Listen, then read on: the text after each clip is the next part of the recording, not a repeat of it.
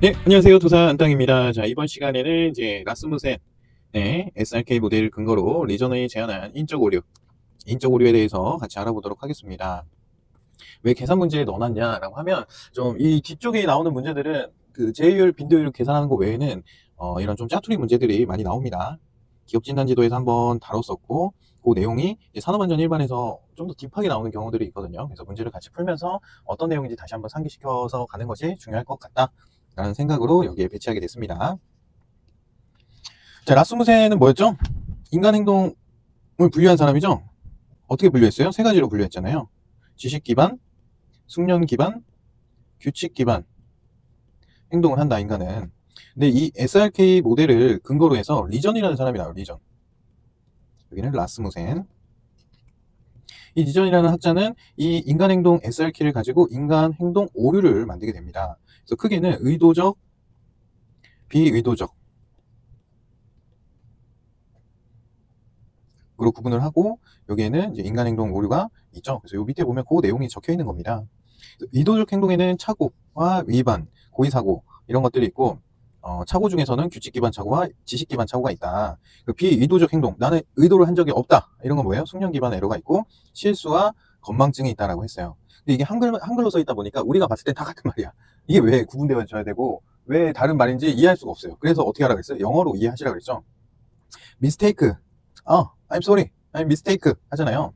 내가 잘못 생각했다. 그게 뭐예요? 착오, 미스테이크. 위반이나 고의 사고는 뭐예요? 바이올레이션이라고 해서 신호 위반을 하거나 아니면 고의적으로 사고를 내거나, 이런 거는 다 의도를 가지고 한 행동이죠.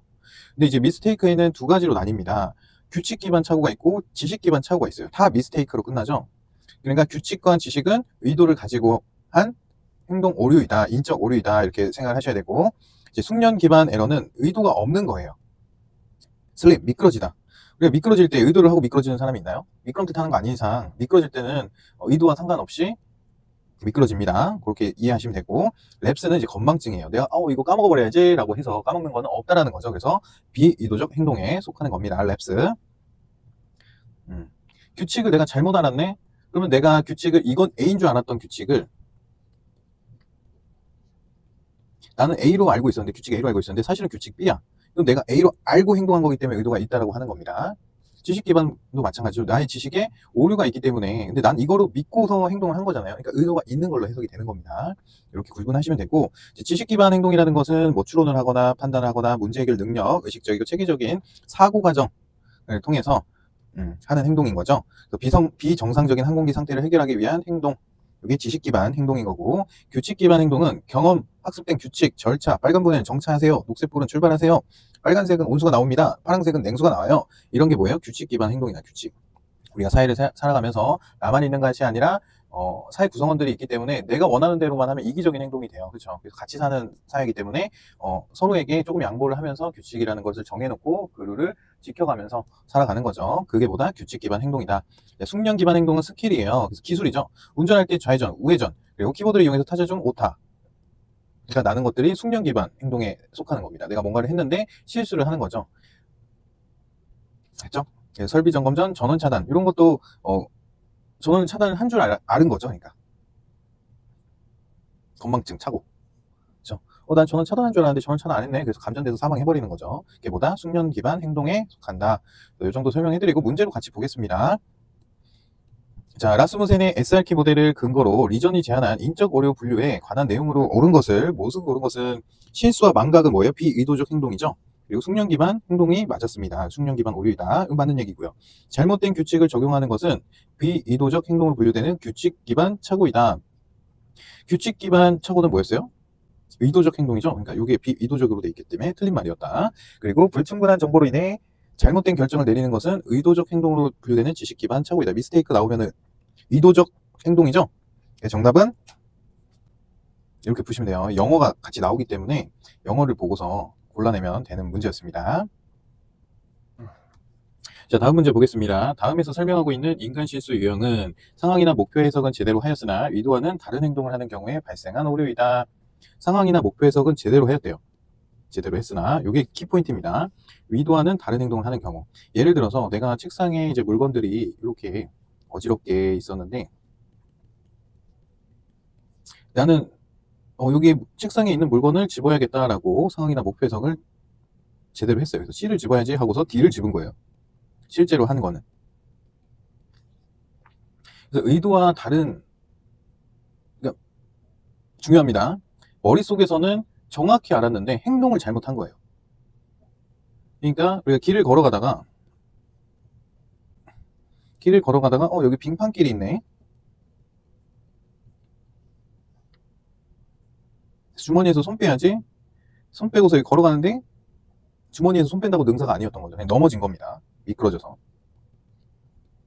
손을 빼고 주의해야겠다라고 상황이나 이 뭔가 행동에 대해서는 해석은 제대로 했지만 나와 내 의지와 상관없는 의도와는 다른 행동, 그러니까 이거는 비의도로 해석하는 게 맞습니다. 그래서 다른 행동을 하는 경우에 발생하는 오류이다. 그리고 내가 책상 위에 물건을 C라는 물건을 집으려고 의도를 했지만 D를 집을 의도는 없었잖아요. 그렇죠? 이거는 비의도된 행동이다. 근데 실제로는 내가 D를 집었어. 이것도 비의도입니다. 그 행동 결과에 대한 피드백이 있으면 목표와 결과의 불일치가 쉽게 발견한다. 그렇죠? C라는 물건을 집으려고 했는데 D를 집었잖아요. 이건 뭐예요? 목표와 결과가 불일치된 거죠. 그리고 주의가 산만하거나 주의가 결핍에 의해서 발생할 수 있으며 잘못된 디자인이 원인이기도 한다. 주의가 산만할수록 누가 자꾸 말 시키고 뭐 전화 계속 오고 막 이렇게 정신이 없는 상황에서 내가 마우스를 집으려고 했는데 핸드폰을 집었다. 이거는 뭐예요? 실수입니다. 실수. 헷갈리실 수 있어요. 요 위에서도 설명을 미스테이크가 규칙을 A라는 규칙으로 알고 있었는데 B였어가지고 이게 규칙이 잘못 알고 있어서 틀린 거 아니에요? 그러니까 무슨 말이에요? 미스테이크는 처음부터 잘못 결정을 내린 경우고, 처음부터 나는 A라는 규칙이야 이렇게 알고 있어. 그래서 A라고 규칙을 이행했는데 사실 알고 보니까 B가 맞는 규칙이었던 거죠. 이거랑 미스테이크는 머릿속에서는 내가 마우스를 집어야지, C라는 물건을 집어야지 라고 정확하게 알았는데 행동을 핸드폰을 집는 잘못된 행동을 한 거예요. 그래서 목표와 결과가 달라지는 경우에 쉽게 발견되는 게 뭐다? 실수다. 이게 그냥 인간이 실수하고 뭐 착오가 있고 이런 건데 우리가 시험으로 만나니까 이게 굉장히 어려워진 겁니다. 아시겠죠? 중요한 얘기 했습니다. 실수는 머릿속에서는 정확히 알았는데 행동을 잘못한 경우고요. 슬립. 실책, 미스테이크는 처음부터 잘못된, 머릿속에서부터 이미 잘못된 결정을 내린 경우를 미스테이크라고 합니다. 이해가 되셨길 바라겠습니다. 넘어가겠습니다. 저렇게 문제를 조금만 어렵게 내면 여러분 못 맞힐 가능성이 굉장히 커요. 이런 문제는. 그렇죠? 우리는 이 표만 외우면 다 맞출 수 있다고 했는데 이런 건 사고를 통해서 여러분들이 이해를 하지 않으면 문제를 풀 수가 없습니다. 그래서 뭐다? 슬립과 미스테이크에 정확하게 구분을 하셔야 되는 게 처음부터 잘못된 계획을 세운 거는 의도가 있는 행동이죠. 근데 처음부터 정확한 계획을 세웠어요. 근데 다른 행동이 나온 거예요. 이거는 내가 의도한 거랑 다른 거잖아요. 다른 행동이니까. 그래서 행동으로 기준으로 봤을 때는 비의도한 거 맞죠.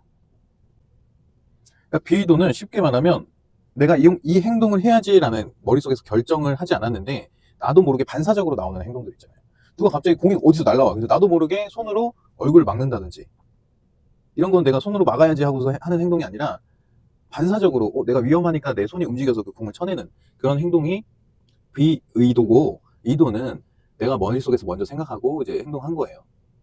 내가 오늘 공부해야지 하고 스스로 선택한 행동이 의도가 있는 행동이고, 비의도는 반사적인 게 많아요. 뭐 무의식적으로 뭐 이런 얘기가 비의도입니다. 그래서 의도가 있는 것은 내가 하고 싶어서 한 행동이고, 비의도는 실수나 반사적으로 한 행동이다 라고 생각하시면 됩니다. 그 말 때문에 헷갈려가지고 혼란이 오면 안 돼요. 아시겠죠? 자, 다음 문제 보겠습니다. 휴먼 에러 중 작업에 의한 것이 아닌 것은, 이 휴먼 에러 중 작업에 의한 것은 루크라는 사람이 설계된 단계에서부터 사용 단계에 이른 동안 여러 가지의 휴먼 에러를 제시한 거를 묻는 문제입니다. 그래서 루크의 휴먼 에러가 아닌 것을 묻는 문제입니다. 조작 에러, 보존 에러, 검사 에러, 설치 에러는 작업에 의한 거죠. 규칙 에러는 뭐였어요? 지식 기반, 뭐 규칙 위반, 그리고 숙련 기반 해가지고 요거는 리전이 주장한 거잖아요. 그렇기 때문에 2번이 정확하게 틀린 답입니다. 여기 보면 심리학자인 루크의 휴먼 에러 분류에 관한 문제예요. 그래서 루크의 휴먼 에러가 아닌 것을 묻는 겁니다. 문제가 굉장히 짧기 때문에 이런 거는 굉장히 위험한 문제예요. 작업에 의한 것이 아닌 것은 이라고 묻기 때문에 루크가 맞고요. 여기 보면은 휴먼 에러의 종류가 있습니다. 그래서 리즌의 분류, 루크의 분류, 스웨인의 분류, 오시마, 마사미치의 분류 이렇게 있는데 요거에 대해서 따로따로 알고 계셔야겠죠. 설계, 제작, 검사, 설치 및 보수, 조작, 취급. 여기에 보존도 들어가 있는 겁니다. 보존까지. 스웨인의 분류는 자기, 부자기, 불필요한 수행, 시간, 순서 요것도 배웠었죠. 오시마, 마사미치는 입력 에러, 정보 처리 에러, 의사결정 에러, 출력 에러, 피드백 에러. 약간 컴퓨터랑 비슷하죠. 그렇게 해서 구분해서 알고 계셔야 이런 문제는 쉽게 1초 만에 풀 수가 있습니다. 자, 휴먼 에러의 심리적 분류에 포함되지 않는 것은 자, 정보 처리 오류, 시간 오류, 자기 오류, 순서 오류, 누락 오류. 심리적 분류는 뭐였어요? 스웨인의 자기 부작이었죠? 자, 요거는 맞는 말이고 정보 처리 오류는 이게 오시마 마사미치의 오류이기 때문에 스웨인의 오류가 아닌 것은 이렇게 찾는 겁니다. 아시겠죠? 그래서 틀린 것은 1번이었다. 자, 스웨인의 인적 오류 분류 방법을 따를 때 제품에 라벨을 부착하는 작업 중 잘못된 위치에 라벨을 부착한 경우 잘못 부착한 거죠? 이건 뭐예요? 수행해야 되는 업무를 잘못 수행한 거.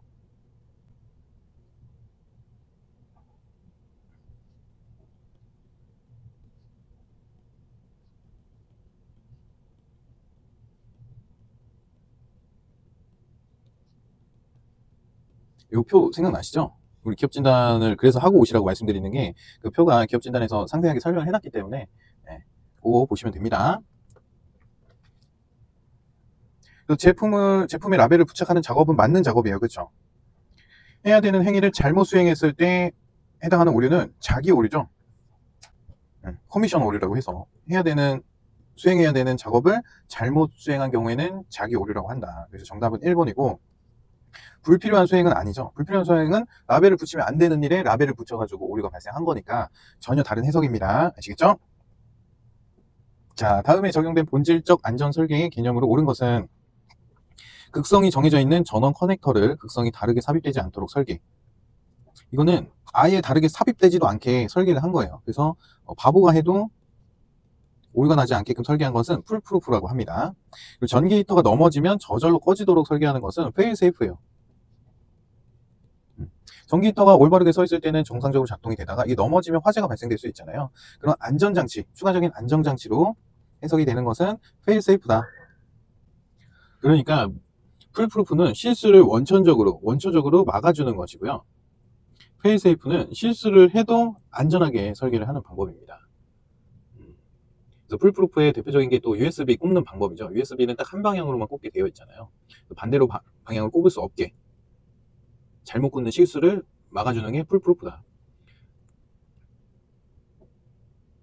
그리고 우리가 이제 차의 문을 완벽하게 닫힌 게 아니라 살짝 떠 있는 경우, 그때도 이제 경고음이 울리죠. 그런 것도 다 풀프루프에 해당합니다. 근데 페일세이프는 뭐냐면 실수를 해도 위험하지 않게 2중, 3중의 안전장치를 만들어주는 방법이에요. 정전이 됐을 때 비상등이 켜지도록 해놓은 게 이제 페일세이프고, 그리고 뭐 예를 들어서 엘리베이터도 이제 전기가 나간다고 갑자기 팍 멈추는 게 아니라 천천하게 그 해당 층에서 멈출 수 있게끔 안전장치가 되어 있습니다. 그래서 그렇게 안전하게 멈출 수 있게끔 2중, 3중의 안전장치를 페일세이프라고 한다. 그렇게 구분하시면 됩니다. 자, 다음에서 설명하고 있는 것은 취급 조작자의 부주의와 잘못에 의해 사고가 발생하는 것을 방지하기 위한 방법으로 인간의 실수가 직접적으로 고장 또는 사고로 이어지지 않도록 하는 것. 뭐예요? 풀프루프. 자, 세탁기 구동 시에 사람의 부주의나 실수로 상단 뚜껑을 열면 동작이 자동으로 멈추고 경고음이 발생하는 것. 세탁기 막 돌아가고 있어가지고 엄청 빨리 도는데 거기 문을 열면 계속 돌고 있으면 거기에 뭐 애기들이 손가락 넣거나 몸이 들어가거나 그러면 다치겠죠. 그렇기 때문에 동작이 멈추게 만드는 게 뭐다? 풀프루프다. 위험성을 모르는 아이들이 실수로 먹는 것을 방지하기 위해 약병의 안전마개를 열기 위해서 힘을 아래로, 이것도 있고 뭐 아세톤 같은 것도 그런 식으로 되어 있죠. 아래 방향으로 힘을 가해서 여는 거. 그냥 돌리면 계속 돌아가기만 하는 거. 그 뚜껑입니다. 넘어가겠습니다. 다음이 설명하는 기법은 기계 설비 또는 장치의 일부가 고장났을 때 기능의 저하가 되더라도 전체로서는 기능을 정지시키지 않는 법.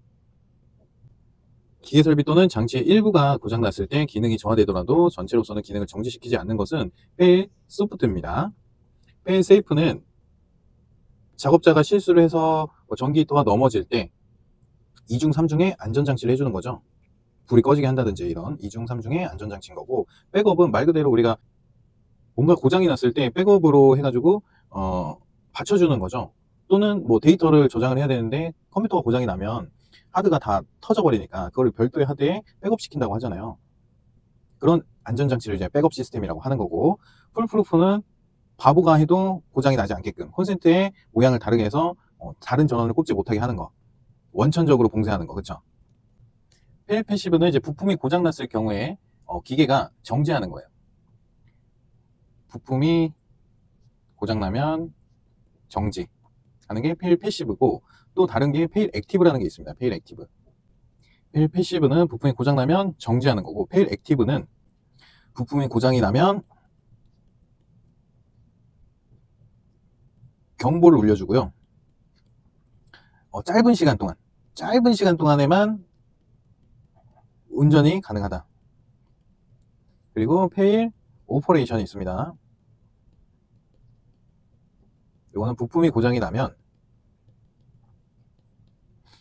다음 보수가 일어나기 전까지, 보수 전까지 운전이 가능합니다. 부품이 고장이 났어도 보수 전까지는 운전이 가능하다. 안전한 기능을 유지하면서. 그러니까 이거는 뭐냐면 페일 세이프의 기능 중에 하나입니다. 세부 기능. 페일 세이프 안에는 페일 패시브, 페일 액티브, 페일 오퍼레이션이 있고, 페일 패시브는 부품이 고장나면 정지가 바로 되고요. 페일 액티브는 부품이 고장이 났을 때 경보를 울리고 짧은 시간만 운전이 가능하게끔 해주는 기능이에요. 그리고 페일 오퍼레이션은 부품이 고장이 났더라도 다음 보수 전까지는 운전이 계속 가능한 기능입니다. 기능. 세부 기능. 아시겠죠? 이거는 이제 그 산업안전 기사 시험 보신 분들이라면 너무나 익숙한 부분이기 때문에 이 정도 설명하고 넘어가겠습니다. 자, 공기 중 연소 범위가 가장 넓은 것은, 이제 연소라는 것은 이제 폭발 범위죠. 그래서 요거 연소 폭발 범위가 가장 큰 순서, 요걸 외우셔야 돼요. 아수 1, 암메 F, 부항 벤톨. 이것도 외우시면 돼요. 한 5번에서 10번 정도 써보거나 말로 해보면 그냥 외워집니다. 아세틸렌이 가장 크고요. 그 다음에 우리가 잘 알고 있는 수소예요. 그러니까 아세틸렌, 수소, 그리고 일산화탄소입니다. 폭발 범위가 가장 큰 순서니까. 그리고 암메프탄은, 암메F는 이제 암모니아, 메탄, 에탄, 프로판. 여기서부터는 좀 미비합니다. 미비한 순서고, 여기는 거의 전무한 순서죠. 부탄까지. 암메F, 부항 벤톨. 부항을 뜬다. 부항 벤톨. 이렇게 보시면 됩니다. 이거는 외우셔야 풀 수 있는 거고, 폭발 범위가 가장 넓은 건 뭐예요? 아세틸렌. 근데 여기 아세틸렌이 없잖아요. 그 다음에 큰 게 수소. 이렇게 해서 고르면 되는 거였습니다. 이게 틀린 거네요. 여기 1번. 그래서 고를 수가 있었다. 자, 넘어가서 공기 중 연소 범위가 가장 넓은 것은 같은 문제가 계속 나오죠. 아수 1, 암메, 암메 F, 부항 벤톨. 아세틸렌 있죠? 그럼 이게 정답입니다. 그렇죠? 가장 큰 순서대로 나열된 것은 이라는 문제가 나올 수 있기 때문에 요거 전체적으로 외우는 걸 추천드리고요. 가장 큰 것은 아세틸렌, 그 다음에 큰 게 수소, 그 다음에 일산화탄소, 요 정도만 아셔도 이런 문제 푸는 데는 전혀 상관이 없다. 그렇죠? 넘어가겠습니다. 자, 다음 중 물질 안전 보건 자료 MSDS 작성 시 포함되어야 할 항목을 모두 고른 것은 화학 제품과 회사에 관한 정보, 유해성 및 위험성, 취급 및 저장 방법, 구성 성분의 명칭 및 함유량, 이렇게 해가지고 모든 거를 넣어야 되는 거죠. 16가지 암기, 필수 암기라고 적어놨잖아요. 그래서 이거를 외우셔야 됩니다. 화학 제품과 회사에 관한 정보, 유해성, 위험성, 구성 성분의 명칭과 함유량, 응화누 해가지고 응급조치 요령, 특별 화재 시 대처 방법, 누출 사고 시 대처 방법. 이게 순서대로 외우셔야 돼요. 그리고 취계물, 취급 저장 방법, 노출 방지 및 개인 보호구, 물리화학적 특성, 그러니까 안독환, 안정성 및 반응성, 독성에 관한 정보, 환경에 미치는 영향, 그리고 폐기시 주의사항, 운송에 필요한 정보, 법적 규제사항, 그 밖에 참고사항 순으로 되어 있고요. 순서대로 외우시는 게 중요합니다. 넘어가겠습니다. 자, 건고온도 42도, 습고온도 32도일 경우 옥스포드 지수는, 그러면 옥스포드 지수 구하는 공식을 알아야겠죠? 옥스포드 지수랑 WBGT 지수랑 계산하는 식이 있습니다. 여기 밑에 보면. 그래서 요거를 전부 다 알고 계셔야겠죠? 옥스포드 지수는 WD라고 해서 습구 건구 지수예요. 그래서 0.85 곱하기 습구 온도 더하기 0.15 곱하기 건구 온도가 WD다. 그러면은 여기 0.85 곱하기 스크를 넣어주는 거니까 32죠. 더하기 0.15 곱하기 건구기 때문에 42. 그래서 나오는 값을 정답으로 찾으시면 됩니다. 한번 해볼까요? 0.85 곱하기 32, 0.15 곱하기 42 하면 얼마예요? 33.5도 나오나요? 이렇게 해서 풀면 되는 겁니다. 그리고 WBGT 지수라는 것은 습구, 흡구, 온도 지수라고 합니다. 그래서 태양이 내리쬐는 5개 바깥 5개. 그냥 태양이 있고 없고의 차이예요. 태양이 있는 경우에는 0.7 곱하기 0.2 곱하기 0.1 이거고요. 무조건 0.7, 0.2, 0.1이 합하면 1이 나와야 돼요. 여기도 0.85, 0.1로 합하면 1이 나오잖아요. 그렇죠? 퍼센테이지 비율이라서 그렇습니다. 0.7 곱하기 습구입니다. 습구 더하기 0.2 곱하기 흡구, 흡구 더하기 0.1 곱하기 건구, 그리고 옥내, 실내에는 뭐가 있어요? 건구는 안 들어가고 흡구가 0.3이 됩니다. 그래서 0.7 곱하기 습구 더하기 0.3 곱하기 흡구, 이런 공식으로 계산을 할 수가 있어요. 여기서는 옥스포드 지수를 물어봤기 때문에 이 WD를 묻는 거고, 이 습구랑 건구를 가지고 계산하는 식이었습니다. 그리고 다 그거는 주어집니다, 문제에서. 그러니까 좀 쉽죠, 이거는. 넘어가겠습니다. 자, 다음 개인 보호구에 관한 설명으로 옳지 않은 것은, 개인 보호구는 근로자의 몸에 맞출 수 있도록 조절될 수 있어야 된다. 당연하죠, 개인 보호구니까. A, B, E형 안전모는 규정된 시험 절차에 따라 내전압성 성능 시험을 통과해야 된다. 그렇죠? 요 마지막에 E가 있으면은 정전 작업에서도 사용을 하는 안전모이기 때문에 내전압성 성능 시험을 통과해야 된다. 맞는 얘기입니다. 금속, 흉 등과 같이 열적으로 생기는 분진 발생 장소에서는 1급 방진 마스크를 사용하는 것이 적절하다. 맞습니다.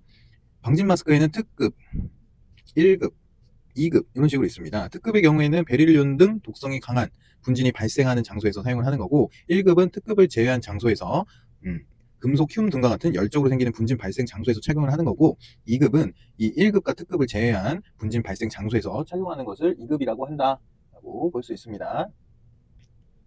차음해야 할 소음이 저음부터 고음까지 고른 경우에는 2종 기마개를 사용해야 한다. 이게 저음부터 고음이 굉장히 중요한 키포인트인데요. EP2가 아니라 EP1입니다. 청력 보호구는 보호구 착용으로 8시간 시간 가중평균 90dB 이하 소음 노출 수준이 되도록 차음 효과가 있어야 된다. 그렇죠? 100dB이 계속 들어오면 어떻게 돼요? 100dB이면은 2시간밖에 작업을 못 하잖아요. 그러니까 90dB 이하가 될 수 있도록 차음 효과가 있어야겠죠, 청력 보호구는. 그래서 정답은 4번이 틀렸기 때문에 4번 틀린 정답이었다. 그래서 보면 차음해야 할 소음이 저음부터 고음까지 고른 경우에는 2종이 아니라 1종 기마개인 EP1을 사용해야 됩니다. 그리고 밑에 있는 내용은 보호구 안전인증고시 고용노동부고시 제2023 64호에 있는 내용이고요. 알고 계셔야겠죠? A, B는 물체의 낙하 또는 비례, 추락에 의한 위험을 방지 또는 경감시키기 위한 것. 그러니까 부딪히는 것, 충돌, 충격에 대해서만 대비가 되는 거고요. A, E는 물체의 낙하 또는 비례에 의한 위험 방지를 또는 경감하고, 머리 부위의 감전에 의한 위험을 방지하기 위한 것. 추락이 없어집니다. 이 추락이. 그럼 우리가 알 수 있는 건 뭐예요? B는 추락이구나. A는 낙하, 충격이구나. E는 감전을 예방하는구나. 이렇게 알고 있으면 되겠죠? 그래서 A, B, E가 있습니다. 이 세 가지가 모두 되는 게 A, B, E형입니다. 그리고 내전압성이란 7000V 이하의 전압에 견디는 것을 말합니다.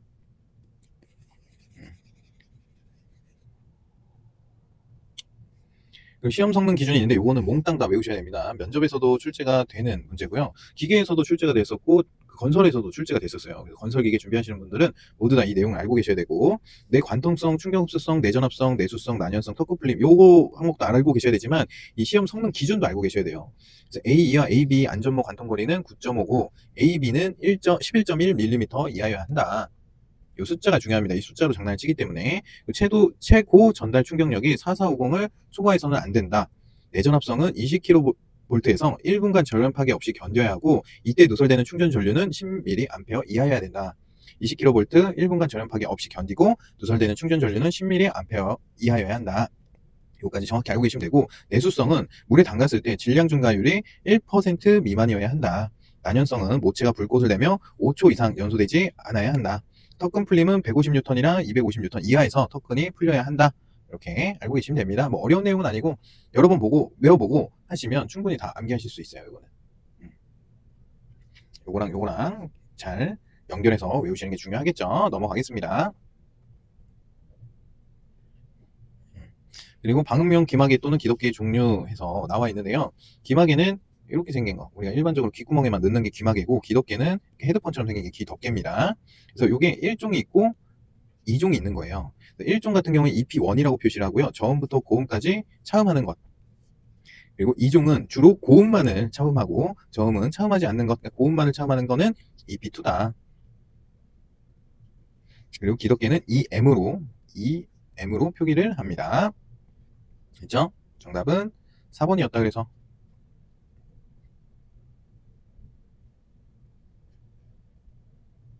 이 내용은 한번 쭉 읽어보시면 충분히 이해되는 내용이니까 넘어가겠습니다. 네, 자, 이렇게 해가지고 이번 시간에는 뭐 다양한 문제를 봤습니다. 인간행동 분류부터 해가지고 뭐 오류, 의전의 오류 이런 문제들 봤었고요. 스웨인의 인간행동 오류 이런 것도 같이 봤었고요. 그렇죠? 인간행동 오류 플러스 이제 습구, 흡구 온도 지수랑 습구, 건구 온도 지수랑 이런 거 봤는데 옥스포드가 있었습니다. 옥스포드 지수는 뭐였어요? 습구, 건구, 안습, 건구. 그죠? 습구가 0.85, 0.15 건구, 그쵸?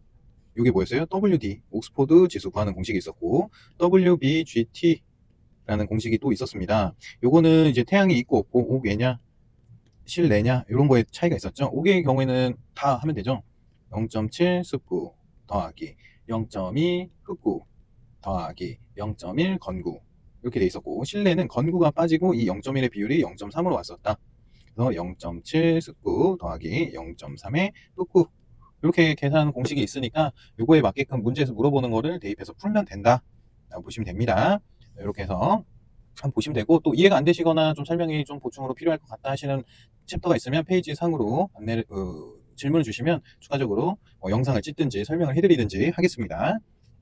네, 오늘은 여기서 끝 하겠습니다. 고생 많으셨습니다. 끝.